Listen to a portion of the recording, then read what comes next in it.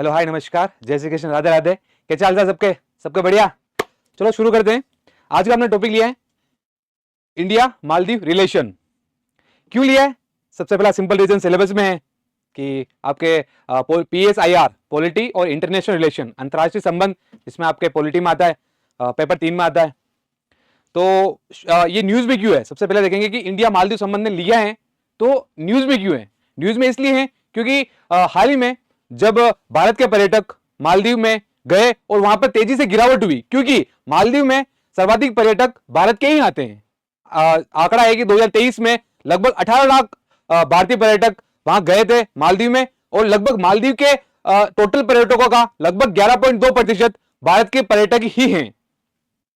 तो सबसे पहला न्यूज में क्यों था? क्योंकि वहां पर भारतीय पर्यटक अचानक मालदीव में जाना कम हो गए। उसके पीछे क्या कारण है, क्या हो सकता है, अपन हर टॉपिक को लेंगे, उसमें उसका इतिहास, वर्तमान और भविष्य, अपन तीनों चीज को आराम से खुले में डिस्कस करेंगे और बताऊंगा उसके आगे क्या हो सकता है।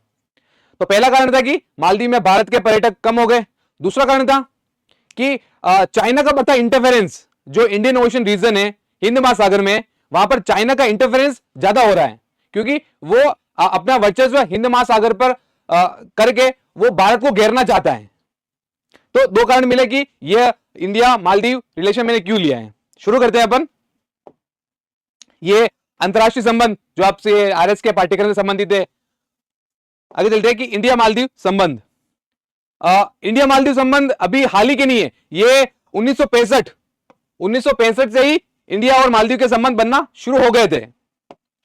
तो इंडिया और मालदीव के संबंध 1965 में राजनयिक और राजनीतिक संबंध थे। इंडिया और मालदीव के संबंध 1965 के बाद इतने मुख्य पटल पे नहीं आए, क्योंकि इसके पीछे प्रमुख कारण था गयूम। वहां पर एक तानाशाह था, वो सिंगल पार्टी सिस्टम, यानी कि वहां पर एकल पार्टी प्रणाली चलती थी। गयूम वहां का तानाशाह था। तो जब गयूम की सरकार वहां पर खत्म हुई, वहां का तानाशाह खत्म हुआ, और 2008 में जब वहां पर लोकतंत्र की स्थापना हुई, मालदीव प्रश्न आ सकता है कि 2008 में प्रश्न आ सकता है कि मालदीव में लोकतंत्र की स्थापना कब हुई? 2008 में हुई। और लोकतंत्र की स्थापना होते ही वहां पर प्रथम चुनाव हुए, और चुनाव में जीत किसकी हुई? मोहम्मद नशीद की।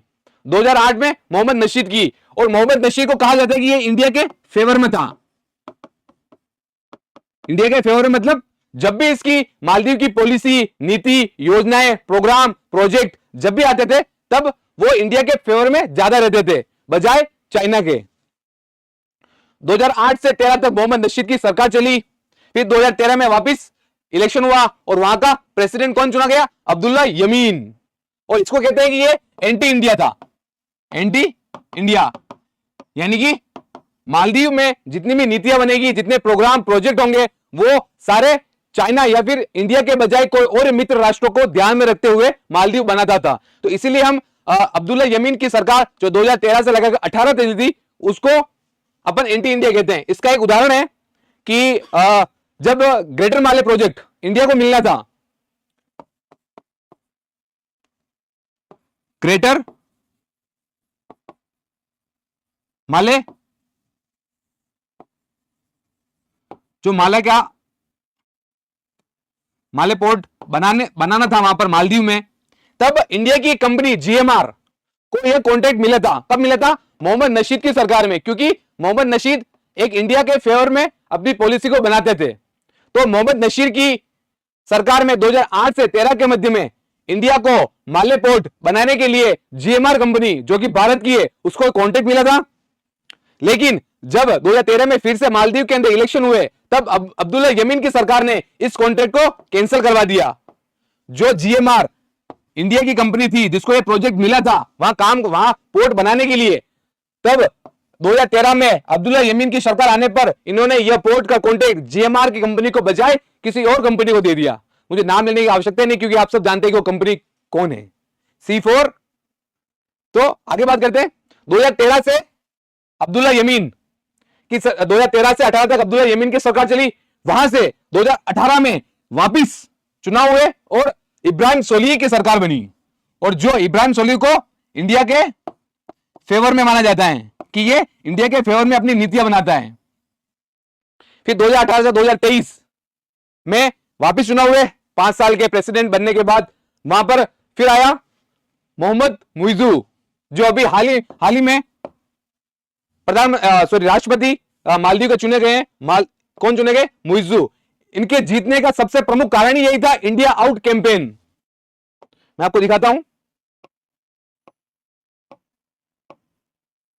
ये मालदीव में सबसे फेमस यही था।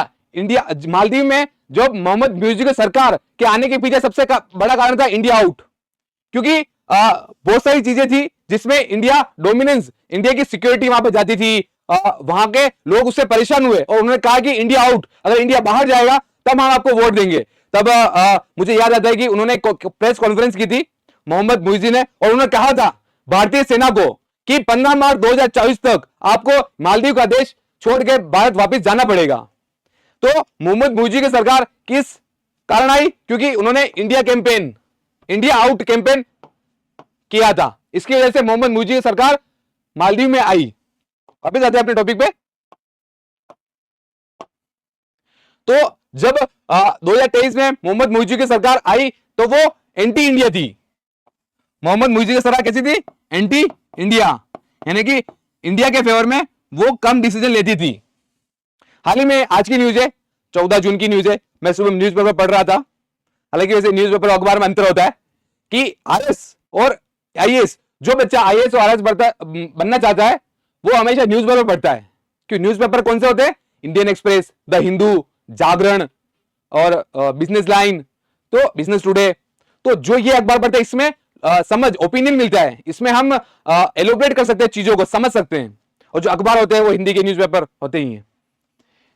ठीक है, तो अपन बात कर रहे हैं कि जब मोहम्मद मुइजू की सरकार 2023 में आई, वो इंडिया के अगेंस्ट में थी, यानी कि उसके सारे फैसले इंडिया, एंटी इंडिया, क्योंकि उसने चुनाव ही इस मुद्दे पे जीता कि इंडिया आउट कैंपेन। ठीक है, आगे बात करते हैं।